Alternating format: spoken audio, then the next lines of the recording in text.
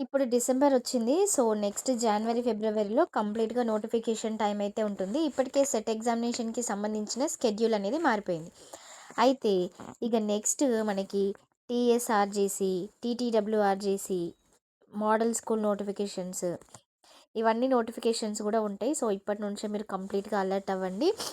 గురుకులానికి సంబంధించిన Sainik school notification, intermediate notification and అట్లాగే degree notification ఇవన్నీ కూడా మనకి త్వరలోనే ఉంటాయి. మెయిన్‌గా మీరు కంపల్సరీగా ఫోకస్ చేయాల్సింది గురుకులానికి సంబంధించిన 5th-9th నోటిఫికేషన్.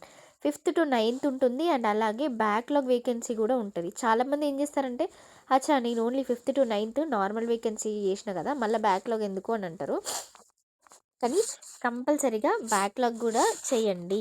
ఎందుకంటే మనకి దేంట్లో వేకెన్సీస్ ఉంటాయనేది తెలియదు కాబట్టి.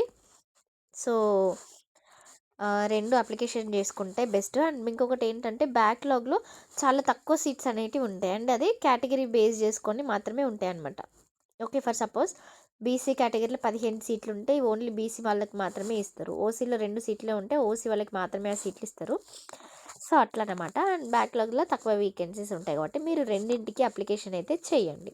ఇంకొకటి ప్రీవియస్ ఇయర్ పేపర్స్ ప్రాక్టీస్ చేయించండి పిల్లలతోటి. అట్లా చేస్తేనే వాళ్ళకి కూడా పేపర్ ప్యాటర్న్ ఎట్లుంటదనేది తెలుస్తది.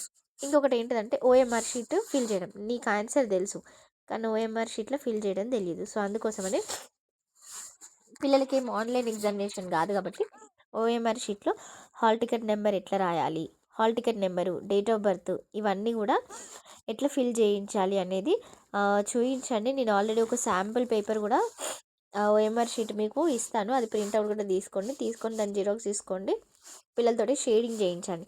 షేడింగ్, బబ్లింగ్ ఇవన్నీ మంచిగా చేయిస్తే మంచి స్కోర్ ఉంటది. చాలామంది ఇవే మిస్టేక్స్ చేస్తారు. అండ్ ఒక్క సింగిల్ బబ్లింగ్ కాకుండా 2 సర్కిల్స్ చేసేసి వస్తారు. చాలామందికి ఇట్లనే సీట్ పోతది. సో, తరోగా ప్రాక్టీస్ చేయించండి. తరోగా ప్రాక్టీస్ చేస్తే తప్ప సీట్ అయితే రాదు. Thank you.